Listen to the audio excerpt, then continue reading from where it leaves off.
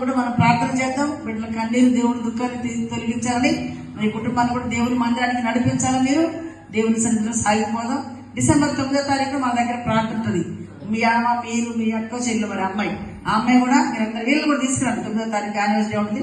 18వ తారీఖు ఇక్కడ ఫంక్షన్ ఉంటుంది. ఈ ఫంక్షన్ లో నువ్వు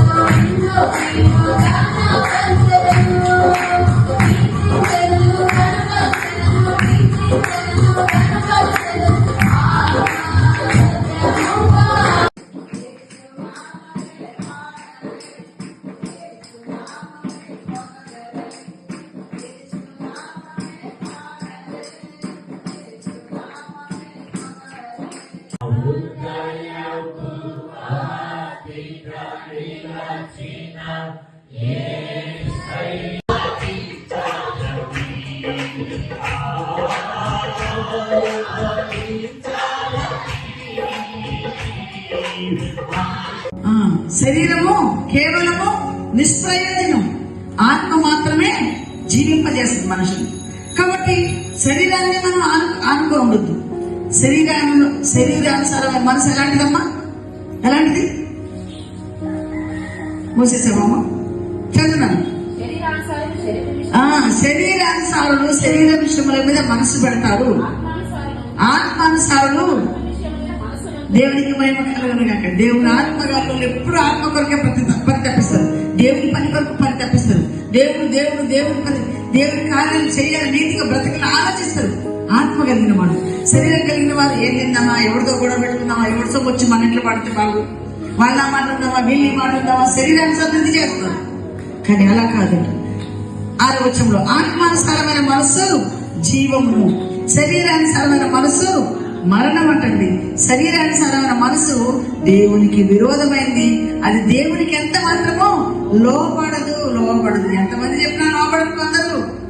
అదే మనసు దేవుని మనసు కాదది, అది ఆత్మ సంబంధమైనది కాదు, దేవుని సంబంధమైనది అయితే లోపడతారు. కాబట్టి ఈ సమయంలో నేను చెప్పదలుచుకుంది ఏంటంటే, క్రీస్తుతో మనం ఏమైపోవాలి? చనిపోవాలి. నువ్వు ఇంకా లెగుస్తున్నావు ఇట్లాంటి సాగుని ఏం చేస్తున్నారు? బాధిస్తున్నారు, దుఃఖపెడుతున్నారు. ఆయన అంటున్నాడు, ఇదిగో లోబడనల్లని ప్రజల కొరకు దినమంతా నా చేతులు చాపుతున్నాడంట. లోబడట్లే. ఎవరు? అన్ని దేవుడు కాదు. ఎవరు? దేవుని ప్రజలు, దేవుని ఎరిగిన వారు. అమ్మా, దేవుని ఎరిగిన వారా? ఎరిగిన వారు, ఎరిగిన వారు. ఎంత బాధ! ఏదో మంచి